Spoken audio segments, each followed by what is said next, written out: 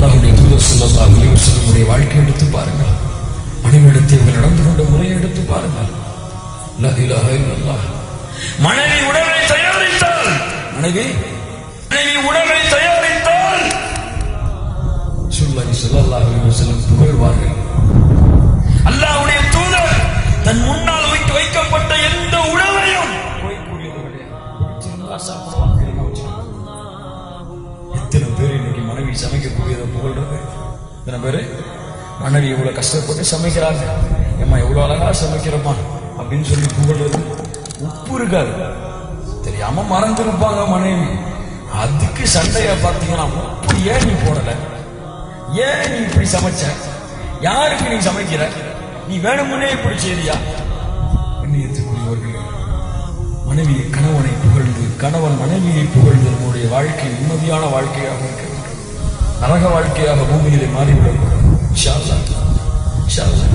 அப்ப இன்னைக்கெல்லாம் போய் கணவன்மார்கள்லாம் புகழ்வீங்களா அவங்களுடைய உணவுகளை? இப்படித்தான் ஒரு சம்பவம் நடந்துச்சு. இப்படி தெரியுமா? இப்படித்தான் ஆலிம்சாவோட பயானை கேட்டு போய் வீட்டுல சமைச்சு வச்சிருந்தாங்க மனைவி. அவ்வளவு காலம் புகழவே இல்லை மனைவி. மகனவன் ஆலிம்சா பயானை கேட்டு போய் மனைவி அன்னைக்குதான் சமைச்சு வச்சாங்க. சமைச்சு சிக்கனெல்லாம் நிறைய வேட்டி அன்னைக்கு பார்த்து சரி புகழ்ந்துருவோம் அப்படின்னு சொல்லி சாப்பிட்டு எடுத்த வாயில வச்சோன்னா, எம்மா என்ன அழகான சாப்பாடுமா அப்படின்னு சொன்னா மனைவியோட முகம் அப்படியே மாறி போச்சு. கோபம் அப்படி வெடிக்க ஆரம்பிச்சிருச்சு. அப்படி முகமெல்லாம் ரொம்ப செவந்து போச்சு. கணவன் பார்த்தா, என்ன நம்ம ஏதாவது தப்பா சொல்லிட்டோமா, ஆலிம்சா தப்பா சொல்லி கொடுத்துட்டாரா அப்படின்னு யோசிக்க ஆரம்பிச்சாங்க. அப்பதான் மனைவி சொன்னாங்க, ஏங்க நான் இவ்வளவு காலம் நான் சமைச்சு போட்டேன், ஆனா நீங்க எதுவுமே சொல்லல.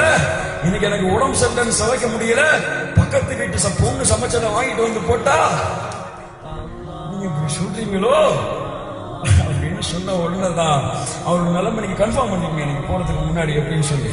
அல்லாஹ் பாதுகாக்கணும். கண்ணியத்துக்குரியவர்கள், அல்லாஹ் உங்களுடைய முகங்களை சிரித்தவர்களாக மரண முறையாக்கி அருள் புரியட்டும். அல்லாஹ் ரப்புல் ஆலமீன் அருள் செய்வானாக.